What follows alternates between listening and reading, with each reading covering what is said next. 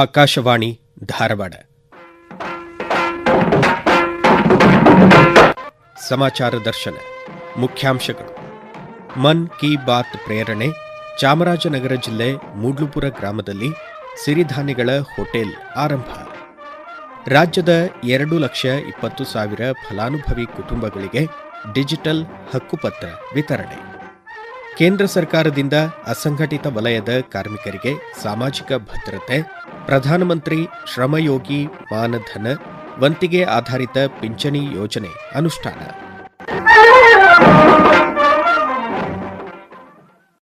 ಪ್ರಧಾನಮಂತ್ರಿ ನರೇಂದ್ರ ಮೋದಿಯವರ ಜನಪ್ರಿಯ ಮನ್ ಕಿ ಬಾತ್ ಕಾರ್ಯಕ್ರಮದಿಂದ ಪ್ರೇರಣೆ ಪಡೆದು ಚಾಮರಾಜನಗರ ಜಿಲ್ಲೆ ಮೂಡ್ಲುಪುರ ಗ್ರಾಮದ ಶ್ವೇತಾ ಶಿವಶಂಕರ್ ಆರಾಧ್ಯ ಸಿರಿಧಾನ್ಯಗಳ ಮೌಲ್ಯವರ್ಧಿತ ಆಹಾರ ಉಣಬಡಿಸುವ ಹೃದಯ ಸ್ನೇಹಿ ಕಡ್ಲೆಹುಳಿ ಹೋಟೆಲ್ ಆರಂಭಿಸಿದ್ದಾರೆ.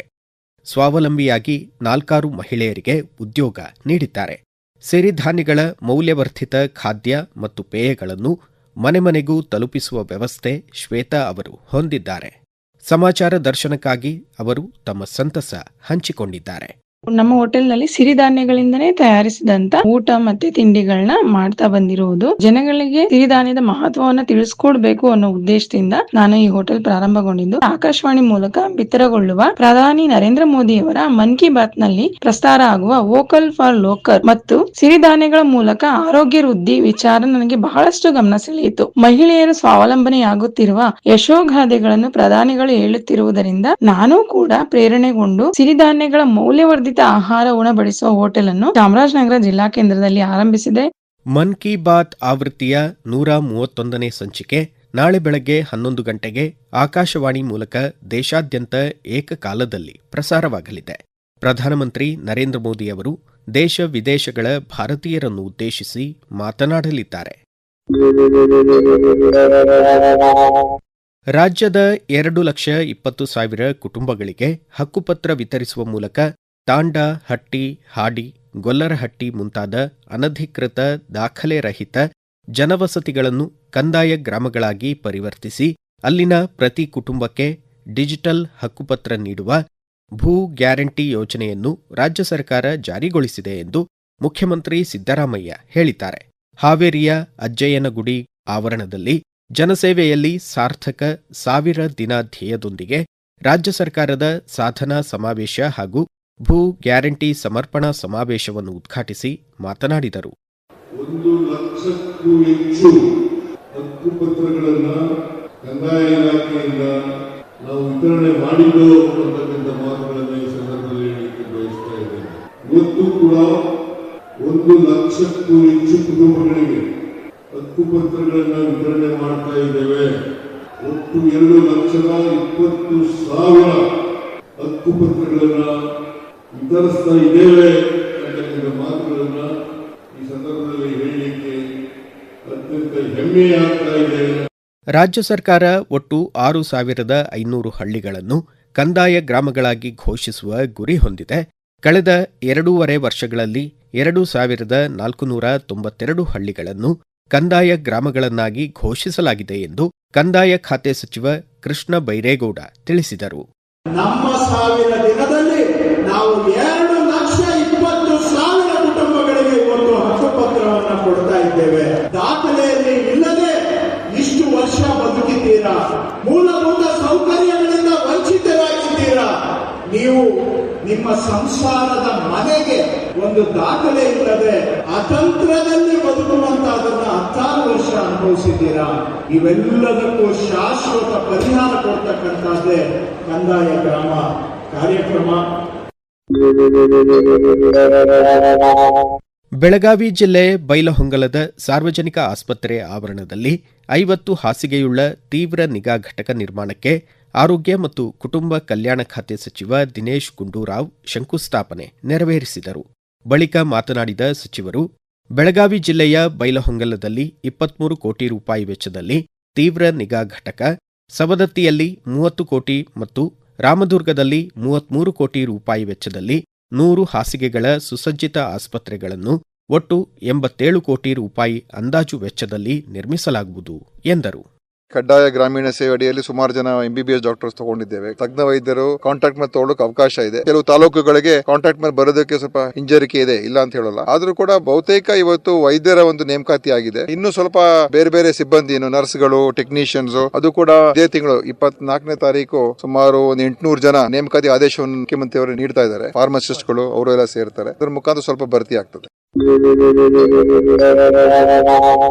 ಬೇಸಿಗೆ ಕಾಲದಲ್ಲಿ ಧಾರವಾಡ ಜಿಲ್ಲೆಯಾದ್ಯಂತ ಕುಡಿಯುವ ನೀರು ಸಮಸ್ಯೆಯಾಗದಂತೆ ಮುಂಜಾಗ್ರತೆ ವಹಿಸಲಾಗಿದೆ ಎಂದು ಜಿಲ್ಲಾಧಿಕಾರಿ ಆರ್ ಸ್ನೇಹಲ್ ತಿಳಿಸಿದ್ದಾರೆ. ಧಾರವಾಡ ಜಿಲ್ಲೆ ಹುಬ್ಬಳ್ಳಿಯ ತಹಸೀಲ್ದಾರ್ ಕಚೇರಿಯಲ್ಲಿ ಸಾರ್ವಜನಿಕರ ಅಹವಾಲು ಆಲಿಸಿ ಅವರು ಮಾತನಾಡಿದರು. ಧಾರವಾಡ ಜಿಲ್ಲೆಯಲ್ಲಿ ಶಿಕ್ಷಣದ ಗುಣಮಟ್ಟ ಹೆಚ್ಚಳ ಹಾಗೂ ಬೇಸಿಗೆಯಲ್ಲಿ ಕುಡಿಯುವ ನೀರಿನ ನಿರ್ವಹಣೆಗೆ ಜಿಲ್ಲಾಡಳಿತ ಸಮಗ್ರ ಕಾರ್ಯಯೋಜನೆ ರೂಪಿಸಿದೆ ಎಂದರು. ಬೇಸಿಗೆ ಕಾಲ ಬರ್ತಾ ಇರೋದ್ರಿಂದ ಕುಡಿಯೋ ನೀರಿನ ಸಮಸ್ಯೆಗಳು ಬರೋದು ಹೆಚ್ಚಾಗ್ತಾ ಇದೆ. ಎಲ್ಲಿ ಸಮಸ್ಯೆಗಳು ಬರ್ತಾ ಇದೆ, ಆಲ್ರೆಡಿ 1-2 ಹಳ್ಳಿಗಳಲ್ಲಿ ಕೇಳಿ ಬರ್ತಾ ಇದೆ. ಆ ಹಳ್ಳಿಗಳದ್ದು ಆಲ್ರೆಡಿ ರಿವ್ಯೂ ತಗೊಂಡಿದೀವಿ. ಅಲ್ಲಿ ಆ ತರದ ಯಾವ್ದು ಸಮಸ್ಯೆ ಇಲ್ಲ, ಜಸ್ಟ್ ಸಮ್ ಪೈಪ್ಲೈನ್ ಇಶ್ಯೂಸ್ ಏನೋ ಇದೆ. ಬಟ್ ಇದೇ ತರದ್ದು ಕಂಡೀಷನ್ಸ್ ಮತ್ತೆ ಮುಂದೆ ಬರಬಾರ್ದು ಅನ್ನೋ ನಿಟ್ಟಿನಲ್ಲಿ ಈ ವಾರದಲ್ಲಿ ನಾವೊಂದು ಸಭೆಯನ್ನ ಜರುಗಿಸ್ತೀವಿ. ಶುದ್ಧ ಕುಡಿಯೋ ನೀರಿನ ಘಟಕಗಳೇನಿದೆ ಅದು ಜಿಲ್ಲಾ ಪಂಚಾಯತ್ ಅವರ ವ್ಯಾಪ್ತಿಗೆ ಬರೋದ್ರಿಂದ ನಾನು ಸಿಇಒ ಜಿಲ್ಲಾ ಪಂಚಾಯತ್ ಅವರ ಜೊತೆಗೆ ಚರ್ಚೆ ಮಾಡಿ ಅದನ್ನ ಹೇಗೆ ಸುಧಾರಿಸಬಹುದು. ಎಸ್ಪೆಷಲಿ ಈಗ ಕುಡಿಯೋ ನೀರಿನ ಸಮಸ್ಯೆ ಧಾರವಾಡಕ್ಕೆ ಯಾವಾಗ್ಲೂ ಬರುತ್ತೆ. ಹಿಂದೆ ನಾನು ಸಿಇಒ ಇದ್ದಾಗಲೂ ಕೂಡ ಈ ಸಮಸ್ಯೆಗಳನ್ನ ಎದುರಿಸಿದ್ದೇವೆ. ಜನ ಹಾಗೂ ಜಾನುವಾರುಗಳಿಗೆ ಯಾವುದೇ ರೀತಿ ನೀರಿನ ಸಮಸ್ಯೆ ಆಗದಿರೋ ತರ ನಾವು ನೋಡ್ಕೊಳ್ತೀವಿ. ಭಾರತದ ಅರ್ಧದಷ್ಟು ಆದಾಯ ಅಸಂಘಟಿತ ವಲಯದ 42 ಕೋಟಿ ಕಾರ್ಮಿಕರ ಕೊಡುಗೆಯಾಗಿದೆ. ಅಸಂಘಟಿತ ವಲಯದ ಕಾರ್ಮಿಕರ ಬದುಕಿನ ಸಂಧ್ಯಾಕಾಲದಲ್ಲಿ ಆರ್ಥಿಕ ಹಾಗೂ ಸಾಮಾಜಿಕ ಭದ್ರತೆ ಖಾತ್ರಿಪಡಿಸಲು ಕೇಂದ್ರ ಸರ್ಕಾರ ಪ್ರಧಾನಮಂತ್ರಿ ಶ್ರಮಯೋಗಿ ಮಾನಧನ ವಂತಿಗೆ ಆಧಾರಿತ ಪಿಂಚಣಿ ಯೋಜನೆಯನ್ನು ಜಾರಿಗೊಳಿಸಿದೆ. ವಿಜಯಪುರ ಜಿಲ್ಲೆ ಕಾರ್ಮಿಕ ಅಧಿಕಾರಿ ಉಮಾಶ್ರೀ ಶಂಕರ್ ಕೋಳಿ ಯೋಜನೆಯ ಕುರಿತು ಸಮಾಚಾರ ದರ್ಶನಕ್ಕಾಗಿ ಮಾಹಿತಿ ನೀಡಿದ್ದಾರೆ. ವಿವಿಧ ವೃತ್ತಿಯ ಅಸಂಘಟಿತ ಕಾರ್ಮಿಕರಿಗೆ ಈ ಒಂದು ಯೋಜನೆ ಅಪ್ಲೈ ಆಗಿರುವಂತದ್ದು. ಈಗ ಅವರ ಜೀವನದ ಸಂಧ್ಯಾಕಾಲದಲ್ಲಿ ಅವರು ತಮ್ಮನ್ನ ತಾವು ಪೋಷಿಸಿಕೊಳ್ಳಲಿಕ್ಕೆ ಒಂದು ಆರ್ಥಿಕ ಮೂಲಗಳು ಇರೋದಿಲ್ಲ. ಹಾಗಾಗಿ ಅವರ ವಯೋವೃದ್ಧ ವೇಳೆಯಲ್ಲಿ ಸಾಮಾಜಿಕ ಭದ್ರತೆಯನ್ನ ಕಲ್ಪಿಸಲಿಕ್ಕೆ ಭಾರತ ಸರ್ಕಾರ ಪ್ರಧಾನಮಂತ್ರಿ ಶ್ರಮಯೋಗಿ ಮಾನ್ಧನ್ ಅನ್ನುವಂತ ಒಂದು ಮಹತ್ವಾಕಾಂಕ್ಷಿ ಯೋಜನೆಯನ್ನ ಜಾರಿಗೆ ತಂದಿರುವಂತದ್ದು. 18 ರಿಂದ 40 ವರ್ಷದ ಒಳಗಿನ ಕಾರ್ಮಿಕರು ಇದರಲ್ಲಿ ನೋಂದಾವಣಿ ಮಾಡ್ಕೋಬಹುದು. ಹಾಗೇನೆ ಅವರ ಮಾಸಿಕ ಆದಾಯ 15,000ಗಿಂತ ಕಡಿಮೆ ಅಥವಾ ಅವರು PF ESI ವ್ಯಾಪ್ತಿಗೆ ಒಳಪಟ್ಟಿರಬಾರದು. ತಮ್ಮ ಹತ್ತಿರದ common service centre CSC centre ಏನಿರುತ್ತೆ ಅಲ್ಲಿ ಹೋಗಿ ನೋಂದಾಯಿಸಬಹುದು. LIC ಆಫೀಸ್ಗಳಲ್ಲಾಗಿರ್ಬೋದು, ಕಾರ್ಮಿಕ ಇಲಾಖೆಯಲ್ಲಿ ಬಂದು ತಾವು ನೋಂದಣಿಯನ್ನ ಪಡ್ಕೋಬಹುದು. ಹಾವೇರಿ ಜಿಲ್ಲೆ ಪ್ರಾದೇಶಿಕ ಅರಣ್ಯ ವಲಯದ ಹಿರೇಕೆರೂರು ಅರಣ್ಯ ವಿಭಾಗದ ಸಿಬ್ಬಂದಿ ಗುಡ್ಡದ ಮಾದಾಪುರ ಗ್ರಾಮದ ಶ್ರೀ ಸಿದ್ದೇಶ್ವರ ಗ್ರಾಮ ಅರಣ್ಯ ಸಮಿತಿ ಸಹಯೋಗದಲ್ಲಿ ನೈಸರ್ಗಿಕ ಅರಣ್ಯ ಪುನರುತ್ಪತ್ತಿ ಯೋಜನೆಯಡಿ ಸಾಮಾಜಿಕ ಬೇಲಿಯಾಗಿ ಪುನರುಜ್ಜೀವಿತಗೊಳಿಸಿ ವಿಶಿಷ್ಟ ಸಾಮಾಜಿಕ ಅರಣ್ಯ ಮಾದರಿಯನ್ನು ಸೃಷ್ಟಿಸಿದ್ದಾರೆ. ಈ ಕುರಿತು ಸಮಾಚಾರ ದರ್ಶನಕ್ಕಾಗಿ ಮಾಹಿತಿ ನೀಡಿದ್ದಾರೆ ಹಾವೇರಿ ಜಿಲ್ಲೆ ರಾಣಿಬೆನ್ನೂರಿನ ವನಸಿರಿ ಗ್ರಾಮೀಣಾಭಿವೃದ್ಧಿ ಸಂಸ್ಥೆ ಕಾರ್ಯನಿರ್ವಾಹಕ ನಿರ್ದೇಶಕ SD ಬಳಿಗಾರ್.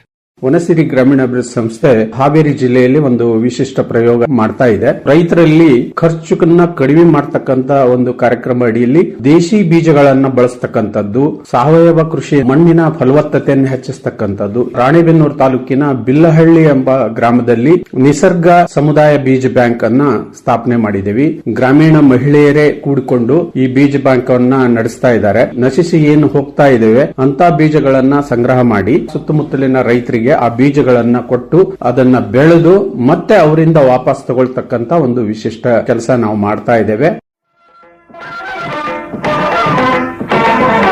ಇದು ಈ ವಾರದ ಸಮಾಚಾರ ದರ್ಶನ.